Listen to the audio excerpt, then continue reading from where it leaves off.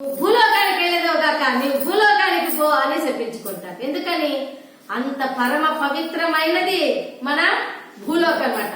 తపోభూమి, జ్ఞాన భూమి, మోక్ష భూమి అనమాట. మనకి వేరే భూములు ఎంతో ఉన్నాయి, వేరే దేశాలు ఎన్నో ఉన్నాయి. Africa, Switzerland, England, America, California, Canada, ఇలాగా ఇంకా చెప్తూ పోతే దేశాలు చాలా ఉన్నాయి. ఇలా ఏ దేశాలలో ఎవరు జన్మించినా కూడా అక్కడ వాళ్ళు కేవలం ఆ భోగాలను మాత్రమే అనుభవిస్తారు. వాళ్ళు జ్ఞానాన్ని పొందలేదు, ముక్తిని, మోక్షాన్ని పొందలేదు. కాబట్టి వాళ్ళు ఎప్పుడైతే ముక్తిని, మోక్షాన్ని పొందాలో వాళ్ళు ఆ చివరి జన్మగా భారతదేశంలో జన్మిస్తేనే వాళ్ళకి ముక్తికి, మోక్షానికి దారి అన్నమాట. వేరే దేశాల్లో ఎన్నిసార్లు జన్మించినా, ఎన్నిసార్లు పుట్టినా, ఎన్నిసార్లు అక్కడే మరణించినా, అక్కడే పుట్టి, అక్కడే మరణించి, అక్కడే భోగాలను వాళ్ళ సుఖాలను అనుభవిస్తుంటారే కానీ జ్ఞానాన్ని, మోక్షాన్ని మాత్రం పొందలేదు. మన భారతదేశంలో చివరిగా జన్మించిన వారికి మాత్రమే ఈ జ్ఞానము, మోక్షం అనేది వస్తుంది. చాలా మంది కోరుకుంటుంటారు, మాకేం కోరికలు లేవండి, మాకు మోక్షం ఒక్కటి వస్తే చాలు, మాకి ముక్తి ఒక్కటి వస్తే చాలు. మరి అది కూడా కోరికనే కదా, అవునా కదా? అది కూడా కోరికనే.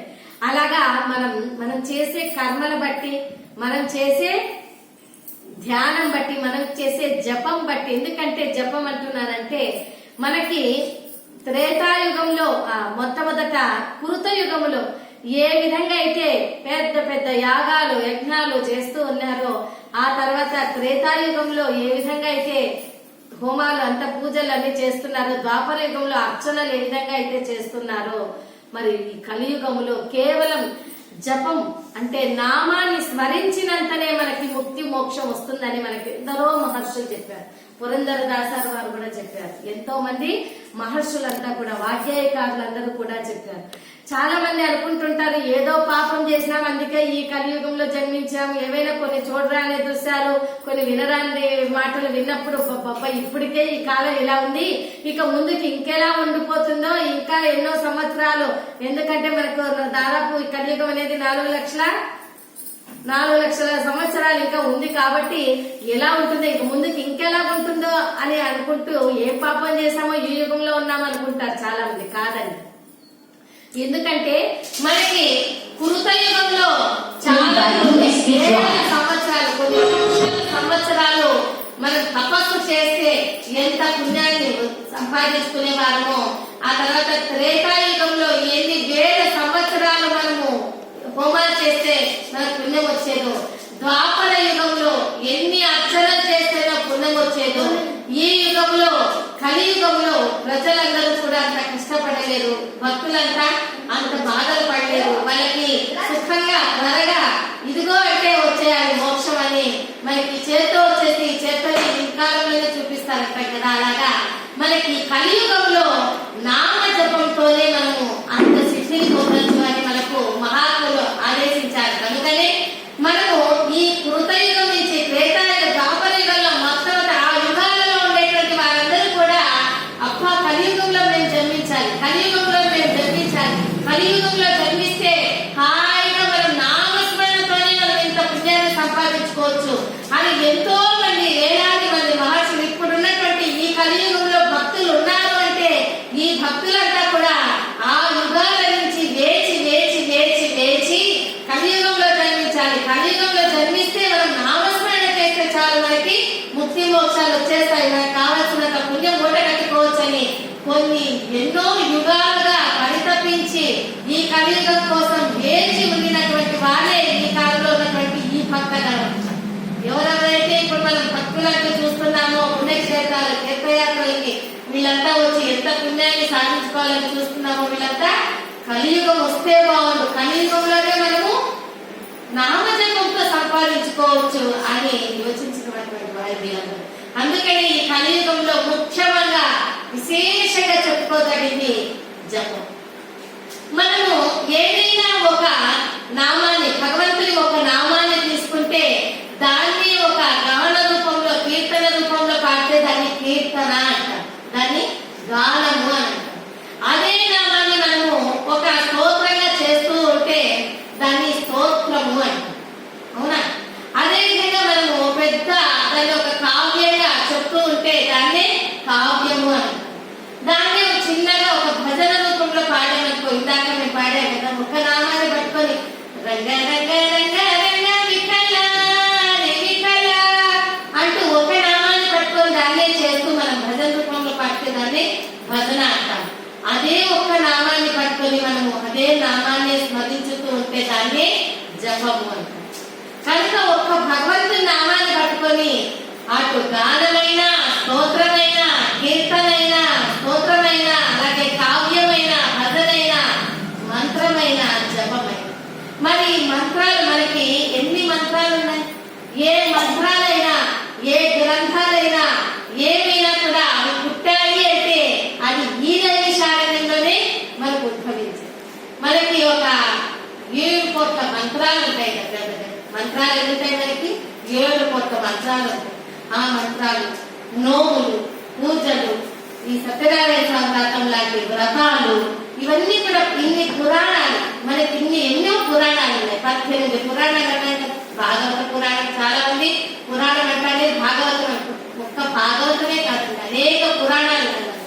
మార్కండేయ పురాణం ఉంది, భాగవతం ఉంది, కృష్ణ భాగవతం ఉంది, దేవి భాగవతం ఉంది, బ్రహ్మాండ పురాణం ఉంది, బ్రహ్మ వైవర్త పురాణం ఉంది, నారద మహాపురాణం ఉంది, లింగ పురాణం ఉంది. ఇలాగ మనకు పద్మ పురాణం ఉంది. ఇలాగా 18 పురాణాలు. మరి ఎందుకని ఈ 7 రోజుల్లో మనం ఎవరు నైమిషాలని వచ్చినా భాగవతం చదవాలి, భాగవతాన్ని సప్తాహం చేయాలి అని అనుకుంటారు. ఎందుకని? మనకి ఎన్నో రోజులు ఉన్నాయి కదా, మాసం అంటే 30 రోజులు ఉన్నాయి కదా దగ్గర దగ్గర. మరి ఎందుకని ఈ 7 రోజులకే విశిష్టమైన స్థానం వచ్చింది అంటే, ఒకానొకప్పుడు ఈ పరీక్షిత్తు మహారాజు ఇక కొద్ది కాలంలో ఆయన 7 రోజుల్లో చనిపోతున్నారు అని తెలుసుకున్నప్పుడు, ఆ నాగల యొక్క శాపం వల్ల ఆయన తెలుసుకున్నప్పుడు ఆయన ఆ 7 రోజులలో ముక్తిని పొందాడు. 7 రోజుల్లో మోక్షం రావాలంటే అప్పుడు ఎలాగా అని అనుకున్నప్పుడు సుఖబ్రహ్మ, సుఖం అంటే చిలుక, చిలుక ముక్కు ఉండేటువంటి మహర్షి కనుకని సుఖ మహర్షి అని అనుకున్నాం. ఈ సుఖ మహర్షుల వారు ఆయనకి భాగవతాన్ని 7 రోజులలో వినిపించి, 7 రోజులు ఏంటది? మనకు కూడా 7 రోజులే ఉన్నాయి. మనకు కూడా కాలం చేయడానికి, ముక్తి పొందడానికి, మోక్షం పొందడానికి మనకు కూడా ఆ 7 రోజులే ఉన్నాయి. ఏంట 7 రోజులు? ఆది, సోమ, మంగళ, బుధ, గురు, శుక్ర, శని. అవునా? ఈ 7 రోజులు. కనుక ఈ 7 రోజుల్లో ముక్తిని పొందాలనుకున్నప్పుడు ఆ సుఖ మహర్షుల వారే వచ్చి భాగవతాన్ని వినిపించారు ఆ మహారాజు. అప్పుడు ఆయన ముక్తిని, మోక్షాన్ని పొందారు. కనుకనే మనం కూడా 7 రోజుల్లో భాగవతాన్ని వినాలి అని అనుకుంటూ ఉంటాం. చూడండి, ఈ సుఖబ్రహ్మ ఎలాంటి వాడు అనంటే, కామ, క్రోధ, లోభ, మోహాలు ఏవి కూడా లేనటువంటి వాడు సుఖబ్రహ్మ వాడు. ఒకసారి ఏమైందంటే, ఆయన యమున స్నానానికి వెళ్తున్నప్పుడు అక్కడ అనేక మంది గోపికలు, గోపాలందరూ కూడా యమునలో స్నానాలు చేస్తూ ఉంటారు. నదీ స్నానాలు చేస్తూ ఉంటారు ఒకవైపు. అలాగే వెళ్తున్నప్పుడు ఎవరు కూడా వాళ్ళ పాటి వాళ్ళు స్నానాలు అలాగే ఆచరిస్తూ ఉంటారు అనమాట. ఎవరు కూడా అయ్యో మా మహర్షి వస్తున్నారని ఎవరు భయపడలేదు.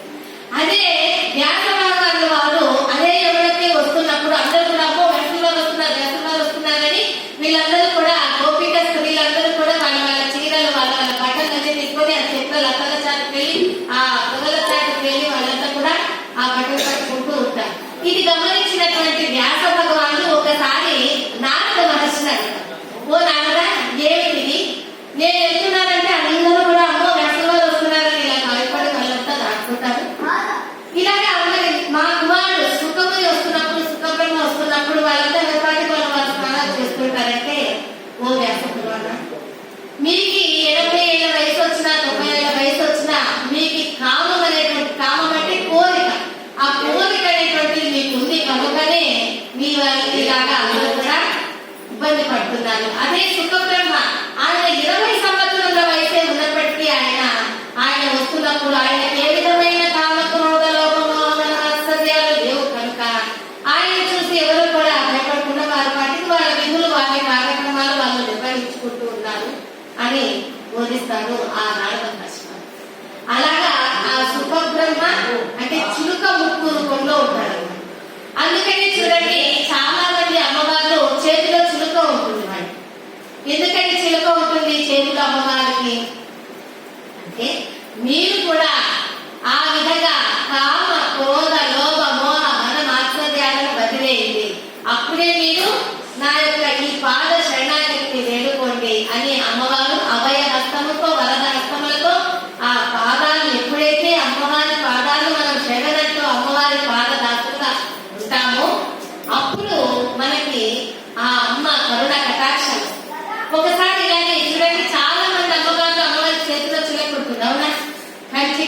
కామాక్షి అమ్మవారికి చేతిలో చిలక, మధుర మీనాక్షికి, కాశీ విశాలాక్షి అమ్మవారికి, అలాగే గోదాదేవికి, అవునా, అలాగే మన వాసవి మాతకు ఇలాగా అమ్మవారి చేతిలో చిలక ఉంటుంది. మరి ఏంటి కారణం అంటే, ఒకసారి ఏమైందంటే అమ్మవారు వాసవి దేవి ఒక చిలుకను పెంచుతూ ఉండేది. పంచరంగుల రామచిలుక. ఆ చిలుక పేరు మనోహర్. ఒకసారి ఏమైందంటే ఇక అమ్మవారు అగ్నిగుండ ప్రవేశం చేసేస్తుంది అని అనగా, అప్పుడు ఎక్కడి నుంచో చిలుక ఎగురుతూ వచ్చి అమ్మవారి భుజంపై వాడి, ఓ అమ్మ తల్లి, నేను నీవు అగ్నిగుండ ప్రవేశం చేసేస్తే ఇక నేను జీవించలేదు. నాకు ఏమీ తెలియదు, నాకు చిలుక పలుకులు నేర్పించింది నేనే కదా. ఇంతగా నాకు అన్ని తెలియజేసిన నీవు వెళ్ళిపోతే ఇక నేనెలా ఉండదు, నేను కూడా నీతో పాటు అగ్నిగుండ ప్రవేశం చేసేస్తాను అని అంటుంది ఆ అమ్మవారు. అప్పుడు ఆ వాసవి మాత, ఓ మనోహరి, నీవు నాతో పాటు అగ్నిగుండ ప్రవేశం చేయడానికి వీల్లేదు. ఎందుకంటే చిలుకకు ఒక ముఖ్యమైన, చిలుక కన్నుకు ఒక విశేషం ఉన్నది. ఒక తోటలో ఎన్నో వృక్షాలు ఉంటాయి, ఒక్కో వృక్షానికి ఎన్నో పండ్లు ఉంటాయి. కానీ ఆ చిలుక తన కంటితో చూసి ఏ చెట్టులో ఏ పండు మధురంగా ఉంటుందో ఆ పండు మీదే వాలి దాన్ని భక్షిస్తుంది. అంటే ఆ పండే బాగా ఉంది అని తెలుసుకుంటుంది. ఆ చిలుక కంటికి అంత విశేషకుడు. అలాగే అమ్మవారికి భక్తులు దేవాలయంలో ఎంతో మంది, ఇలా వేలాది మంది భక్తులంతా కూడా జై వాసవి జై వాసవాంబ అంటూ ఎంతో మంది భక్తులు వచ్చినప్పుడు వారిలో ఎవరు 100% భక్తులు, ఎవరు 50% భక్తులు, ఎవరు 70% భక్తులు, ఎవరు 20% భక్తులు అనేది ఆ చిలుక తెలుసుకున్నమాట. తన కన్ను ద్వారా వీళ్ళకి ఎంత భక్తి ఉంది అనేది తెలుసుకొని ఆ అమ్మవారి కంటికే చూడండి, అమ్మవారికి చెవి వైపు తిరుగుతుంది చిలుక. ఈ భక్తులందరినీ కూడా తెలుసుకొని ఆ భక్తి ఎంత మాత్రం ఉన్నారనేది అమ్మవారికి చెవిలో చెప్తుంది. అప్పుడు అమ్మవారు వారికి ఎంత భక్తి ఉందో వారికి అంత మోక్షాన్ని, అంత ఫలాన్ని ప్రసాదింపచేస్తుంది. అమ్మవారి ద్వారా మనకి ప్రసాదాన్ని అనుగ్రహించేటువంటి, మోక్ష ఫలాన్ని అనుగ్రహించేటువంటిది ఈ చిలుక. అందువల్ల ఈ చిలుక అంటే సామాన్యమైనటువంటిది కాదు. ఈ చిలుక ఈ రోజున భాగవతం ఉంది అంటే దానికి కారణమే చిలుక. ఆ చిలుక రూపంలోనే కదా సుఖప్రభువు బోధించింది భాగవతాన్ని. అంతేకాదండి, రామాయణానికి కూడా చిలుకయే కారణం. ఎలాగంటే ఒకప్పుడు ఆ బోయవాడైన రత్నాకరుడు ఆయన వాల్మీకి అవ్వక ముందు ఆయన పక్షులను, జంతువులను వేటాడాడు. అలాగా ఒకరోజు అరణ్యంలో వేటకు వెళ్ళినప్పుడు ఒక చెట్టు మీద 2 చిలుకలు, అంటే ఒక జంట పక్షులు కూర్చున్నప్పుడు ఆయన తన ప్రాణాన్ని ఆ ఆడపక్షి మీద వేయగా ఆ ఆడపక్షి పెట్టిన శోకం, ఆ బాధకి ఆ శోకమే శ్లోకాలుగా మారి 24,000 శ్లోకాలు ఆ గొడవడిన ఆ రత్నాకరుడే వాల్మీకిగా మారి, వాల్మీకి అంటే ఎందుకని ఆయనకు ఆ పేరు వచ్చింది అంటే, ఆయన తపస్సు చేస్తూ ఉండిపోయినప్పుడు ఆయన చుట్టూ బాగా పుట్టలు పెరిగిపోయినాయి. ఒక పుట్టలంతా కూడా ఆయన చుట్టూ పెరిగిపోయినాయి. ఆ పుట్ట రూపంలో లోపల ఉండి ఆయన అలాగే తపస్సు చేశారు. కనుకనే వాల్మీకి అనే పేరు వచ్చింది. ఆ వాల్మీకి 24,000 శ్లోకాలుగా రామాయణాన్ని, కావ్యాన్ని మనకు అందించారు. ఈనాడు అంటే ఆ చిలుక వల్లనే కదా. అంతేనా, మనకి రామదాస్ వాదం ఉన్నారు. మనకి ఒక సినిమాలో కూడా మీరు చూస్తుంటారనమాట. ఆయన చిలుకను 14 సంవత్సరాలు పంజరంలో బంధించి ఉంచిన కారణంగానే ఆయన కూడా ఆ నవాబులు అంతకాలం వాళ్ళు బంధించారు. ఆ తర్వాత రామచంద్ర వారు లక్ష్మణుడు వచ్చి ఆయనకి ధనాన్ని అప్పచెప్పి ఆ తర్వాత రామదాసును చెర నుంచి విడిపిస్తారు. అందుకనే చూడండి, రామదాసు కూడా ఎంతో ఈ చిలుక వల్లనే ఆయన కూడా ఎంతో ప్రాచుర్యంలోకి వచ్చారు. రామదాసు గారు అంత ప్రాచుర్యంలోకి వచ్చారు అంటే కారణం ఆ చిలుక వలన. అందుకనే అంతేకాదు, మనకి ఈ చిలుక వలన ఇంత ఇతిహాసాలు, రామాయణాలు, పురాణాలు కూడా మనం ఈ విధంగా తెలుసుకున్నది ఏమిటి మొత్తానికి కారణం అంటే, అరిషడ్ వర్గాలైన కామ, క్రోధ, లోభ, మోహ, మద, మాత్సర్యాలనే మనము తగ్గించాలి. యజ్ఞం చేసుకోవడమే కాదు, తీసివేయాలి, అవి తొలగించుకోవాలి. ఆ కామము ఏ విధంగా అయితే మనం తొలగించుకున్నప్పుడే ఆ భగవత్ కృప మనకి లభిస్తుంది అని అమ్మవారు మనకు బోధిస్తున్నటువంటి. అందుకే అమ్మవారు ఒక వరద హస్తం చూపిస్తూ తన పాదాలనే శరణు వేయమంటుంది. ఆమె జై